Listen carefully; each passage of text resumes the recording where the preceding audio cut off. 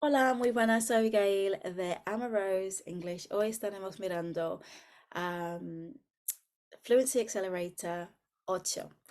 Hoy estaremos mirando un grammar point, phrasal verbs que podemos usar en los negocios, expresiones que podemos usar, muy simples, y al final vamos a mirar un tip de acento en inglés. Okay, so espero que es útil y empezamos. So el grammar point que estaremos mirando hoy es la diferencia entre el present perfect y el simple past.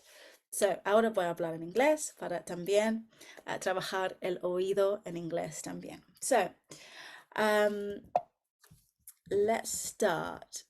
So, present perfect versus the simple past. How do we know which one to use? Okay. So, a quick tip I will explain is that the present perfect is something that has just been completed, but it hasn't finished. Okay. So, for example, I have been studying Spanish for 7 years. Okay. So, from the beginning up until the 7 years is the past, but it hasn't finished because I'm still continuing to study Spanish, right? So that is how we know we're using the present perfect. When we're thinking about the present past, sorry, the present past, the simple past, the simple past is an action that has been completed. Yeah, it's done and dusted, and it's an action. It's happened. It's done. It's gone. Okay, but the present perfect is something that has been happening in the past, but it hasn't finished. All right. So let's have a look at some examples. So the first one is with the present perfect. I have just finished a project. So even though I've just finished a project, doesn't mean that I won't have other projects to do in the future. Okay, so it emphasizes the recent completion of the project. Whereas when we're looking at the simple past, I finished the project yesterday. It's done and dusted. It focuses on the specific time of completion. Okay, an action that has been completed. Okay, so a few examples that I have mustered up for you guys. So I have visited New York City twice. I may visit New York City again in the future. Okay, so it hasn't finished. So I visited New York City twice. She visited her grandparents last weekend. So she visited her grandparents and it's finished. Yeah, so that's why we're using the simple past. We have studied English for 3 years. Okay, so we have studied English for 3 years, but it hasn't finished. It still continues. So that's why we're using the present perfect. And then they finished the project yesterday. So it's completed. Yeah. So and then we're using the simple past. He has never been to Europe. Okay, it's something that has been going on for a while. He's never been to Europe. We went to the beach on our vacation. Again, that was yesterday, it's finished, or it was last month, it's done. And she has already eaten lunch. Okay, so she's already eaten lunch, and that's that. All right, so let's see if we can distinguish which one we should use. I'm going to give you a few examples and then you can let me know whether you think it's the present perfect or the simple past. So let's have a look at the first one. So I finished my work an hour ago. Is that the present perfect or is it the simple past? And it's the simple past because it's an action that's been completed. The next one. She never or ever visited or visit Paris. So are we using the simple past or are we using the present perfect? And the correct answer is the present perfect. She has never visited Paris. Okay, the next one. Is that the present perfect or the simple past? They live or lived in London for 5 years. And the correct answer is the simple past. They lived in London for 5 years. So that means to say that they've stopped living in London. Okay. Okay, the next one.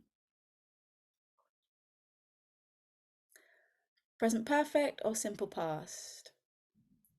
And the correct answer is the present perfect. Okay, so we've just arrived at the hotel. Okay, next one. And the correct answer is the present perfect. He has not seen that movie before. Moving on.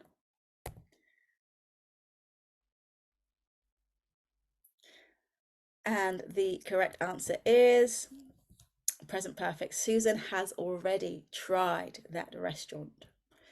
Okay, moving on to the next one. We, not ever, went to Japan.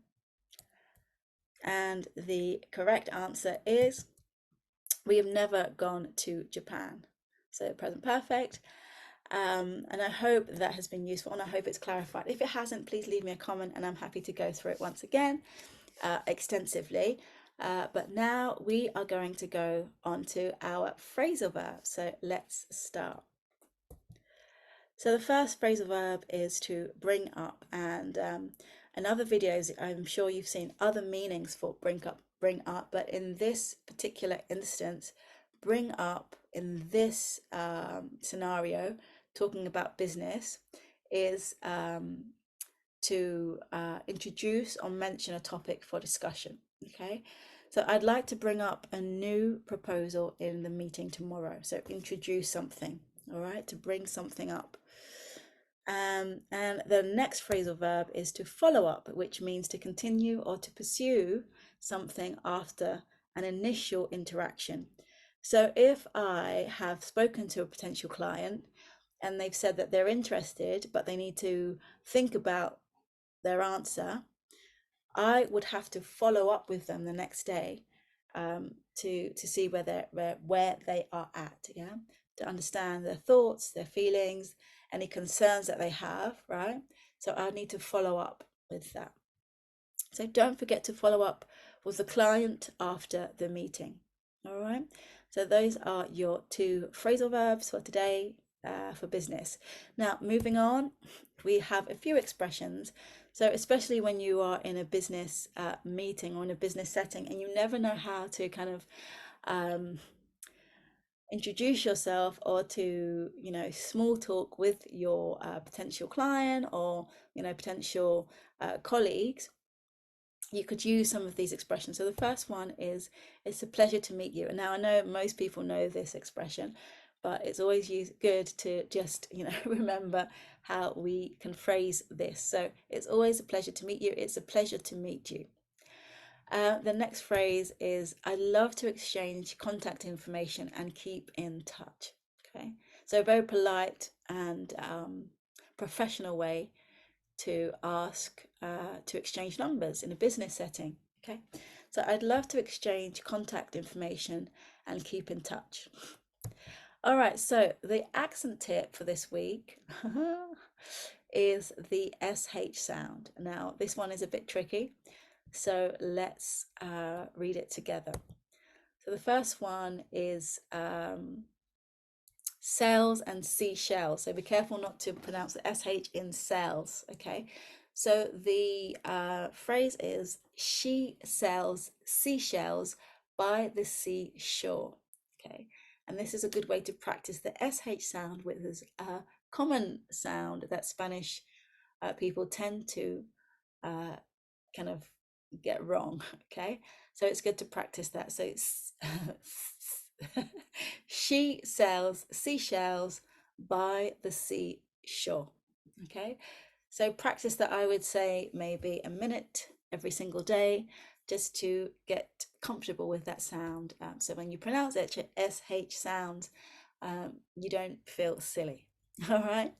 So I hope that, espero que esto ha sido muy útil y espero que nos veremos en el próximo vídeo.